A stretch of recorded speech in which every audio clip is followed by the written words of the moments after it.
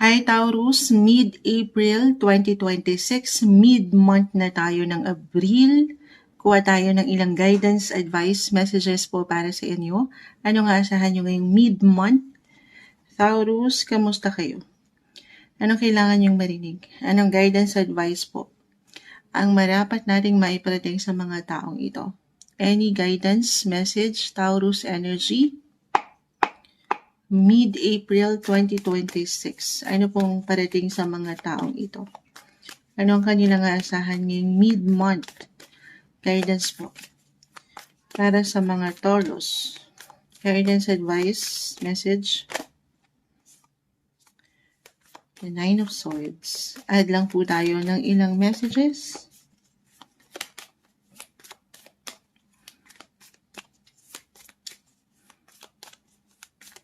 Taurus energy, mid-April 2026.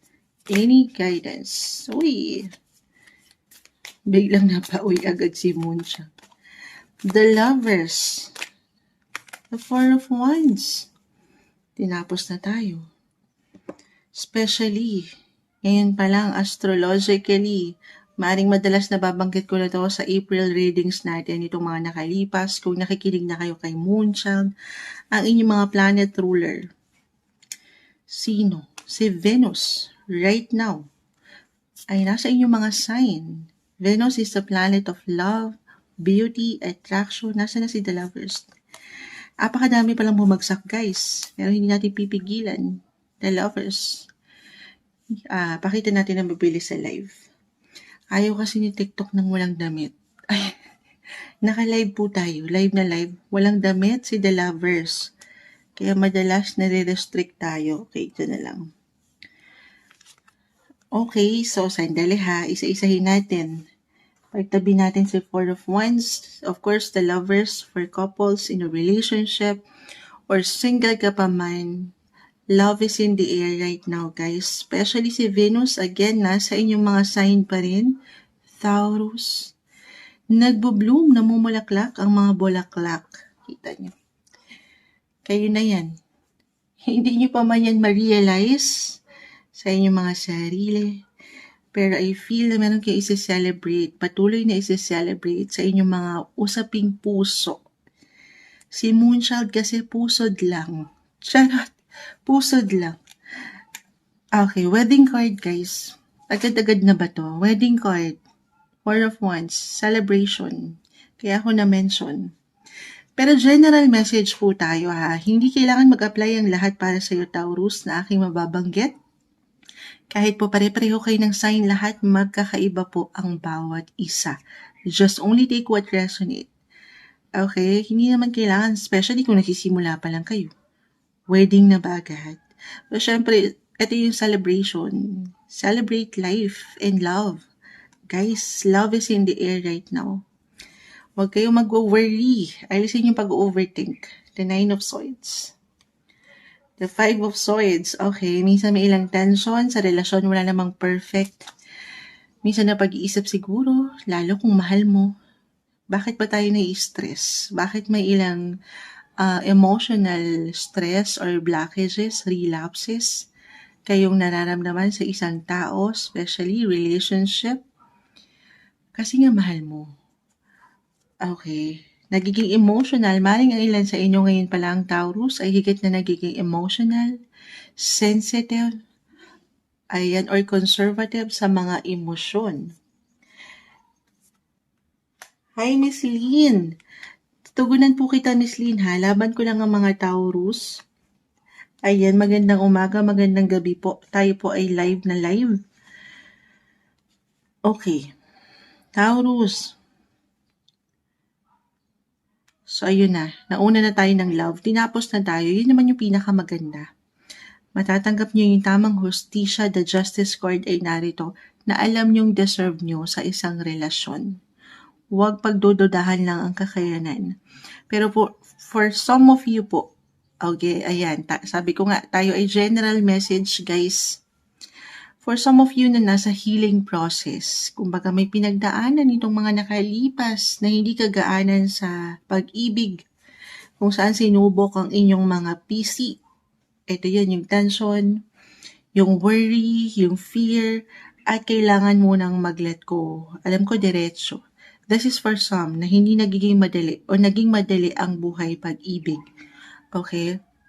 It's okay to pause, to recharge your batteries, guys. The Hermit is here. Ito pwedeng kusa yung nararamdaman ngayon pa lang, Taurus. Actually, right now, astrologically, nag-highlight po ang inyong mga 12th house. It's all about healing, endings, or pag-release nyo ng ilang negativity, negative patterns, or negative approach pagdating sa buhay, life in general na to. Physical, mental, emotional, financial, or even spiritual. Okay, so just only take, depende yan. Depende kung saan kayo nag-iiwan ng higit na prioridad po. Ano yung i-release? Again, yung ilang negativity. Pero hindi magiging madali. Wala namang madali. Pinag-rest kayo para sa ilan. Ini-encourage kayo or para sa inyong lahat na Taurus. Kung ngayon, yes, andito yung love.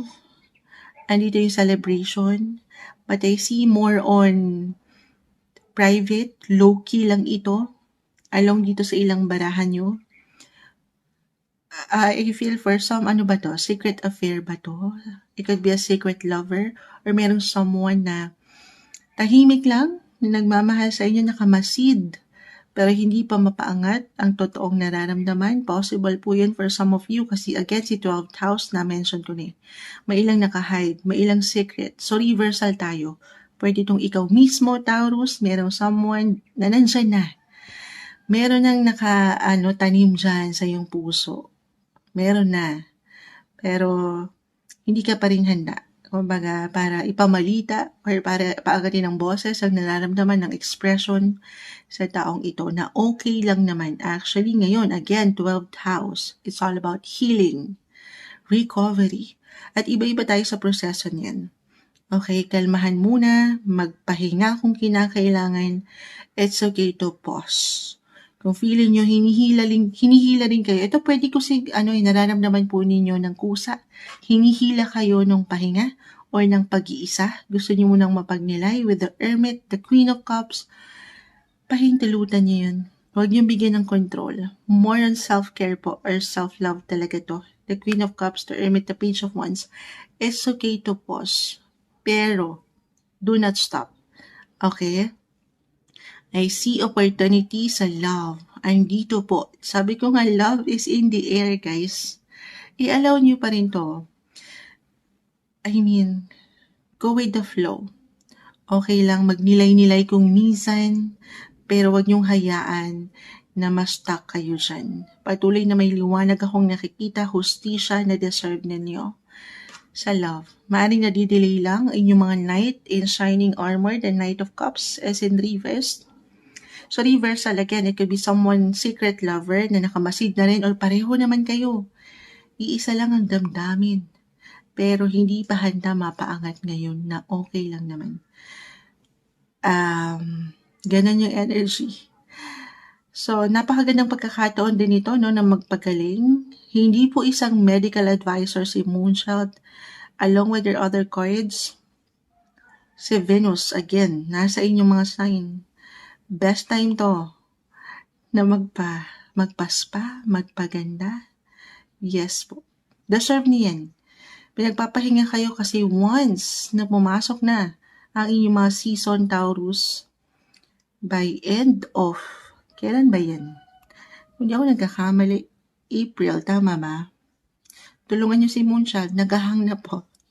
Yes, once, pinaghahanda lang kayo ng baraha ha. May celebration ako nakikita kasi magbe-birthday na kayo. Pinaghahanda kayo. Chill lang muna. Pahinga pag may time kasi once na pumasok ang inyong mga season, papasok din si Mars, the planet of energy sa inyong mga sign.